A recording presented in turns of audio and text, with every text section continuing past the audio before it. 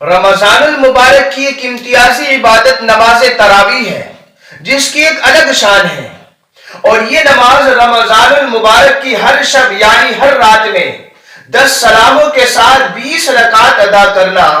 ہر مسلمان مرد اور عورت کے لیے سنت مؤکدہ ہے، اور اس کی بڑی شان ہے۔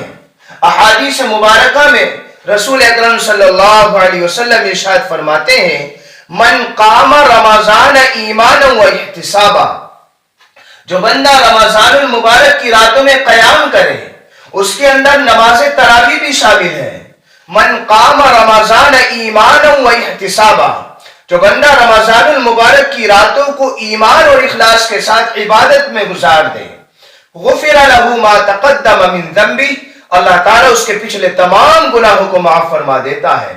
اب اندازہ لگائیں کتنی فضیلت ہے اس نماز کی، کتنی شان ہے اس نماز کی، اور یہ نماز صرف اور صرف رمضان المبارک میں ہوتی ہے۔ رمضان المبارک کے علاوہ نماز تراویح نہیں ہو سکتی ہے، اور رمضان المبارک میں بھی صرف یہ عشاء کی نماز سے لے کر فجر کے وقت کے شروع ہونے تک ادا کی جا سکتی ہے، اس کے بعد ادا نہیں کی جا سکتی ہے۔ کوئی بندہ سوچے کہ رات تراویح چھٹ چکی ہے اور اب میں صبح کو قضا کر لوں، وہ محض نفلیں ہوں گی، وہ نماز تراویح نہیں ہو سکتی ہے۔ تو نماز تراویح، اور اسی طریقے سے اس کی اور شان بیان کرتے ہوئے رسول اکرم صلی اللہ علیہ وسلم ارشاد فرماتے ہیں کہ کل قیامت کے دن روز محشر روزہ آئے گا اور آ کر کہے گا، اے اللہ، میں نے اس کو کھانے سے پینے سے خواہشات سے روکا ہے، آج میں اس بندے کے حق میں تیرے دربار میں سفارش کرتا ہوں، میری سفارش کو اس کے حق میں قبول فرما لیجئے۔ اسی طریقے سے قرآن کریم بھی آئے گا، اور قرآن کریم کہے گا، اے اللہ، رات کو یہ بندہ مجھے پڑھنے کے لیے، مجھے سننے کے لیے کھڑا ہو جاتا تھا اور اپنے آرام کو چھوڑ دیتا تھا، میں نے اس کو سونے سے روکا ہے، میں نے اس کو سونے سے روکا ہے، اللہ اس کے حق میں میری سفارش کو قبول فرما لیجئے۔ رسول اکرم صلی اللہ علیہ وسلم ارشاد فرماتے ہیں، اللہ تعالیٰ دونوں کی سفارش کو قبول فرمائے گا۔ آپ اندازہ لگائیں کہ کتنی فضیلت ہے، کتنی شان ہے، لیکن ہمارے یہاں پر جو تراویح کے تعلق سے ہمارا جو ذہن اور ماحول ہے وہ یہ ہے کہ چند دنوں میں ہم تراویح پڑھ لیں اور اس کے بعد چھٹی، مثلا 10 دن میں قرآن کریم ہم تراویح کے اندر سن لیں، 6 دن میں سن لیں، 3 دن میں سن لیں، اور اس کے بعد چھٹی۔ یاد رکھیں، قرآن کریم کو ترتیب کے ساتھ تراویح کے اندر ایک مرتبہ مکمل طور پر سننا یا پڑھنا یہ علیحدہ سنت ہے، اور پورے رمضان المبارک تراویح کا پڑھنا یہ علیحدہ سنت ہے۔ اسی طریقے سے جو لوگ 3 دن کی پڑھتے ہیں یا 10 دن کی یا پورے مہینے کی، ان میں کافی بڑا طبقہ ایسا ہوتا ہے جو تراویح پڑھنے تو آتا ہے، لیکن جب تک نماز کے اندر شامل نہیں ہوتا، جب تک امام صاحب رکوع میں نہ چلے جائیں، اور جب تک امام صاحب رکوع میں نہ چلے جائیں، جب تک یہ شامل نہیں ہوتا، اور یہ بھی نہیں کہ خاموش بیٹھا ہو یہ طبقہ،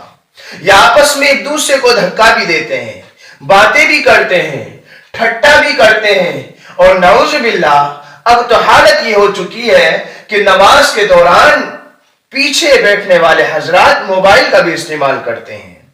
اور یاد رکھیں اللہ تعالیٰ کیا ارشاد فرماتا ہے، وَإِذَا قُرِئَ الْقُرْآنُ فَاسْتَمِعُوا لَهُ،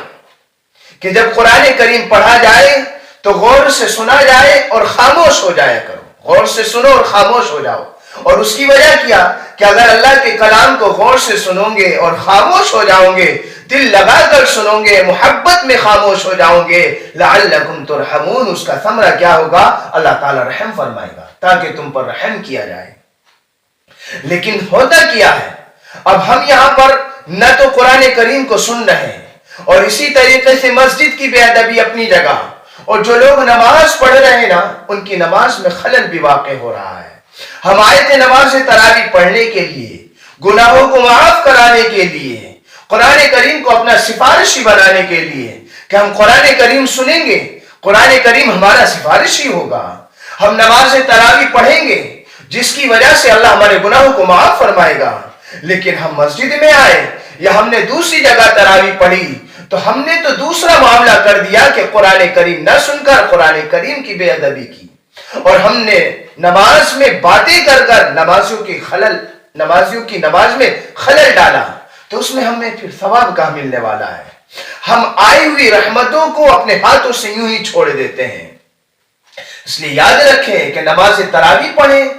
پورے مہینے پڑھیں، پورے مہینے پڑھنے کے ساتھ ساتھ آداب کا خیال رکھیں، اور مسجد کا بھی ادب ہو، قرآن کریم کا بھی ادب ہو، اور دیگر جو نماز دی ہیں ان کی نماز میں بھی ہماری وجہ سے کوئی خلل واقع نہ ہو۔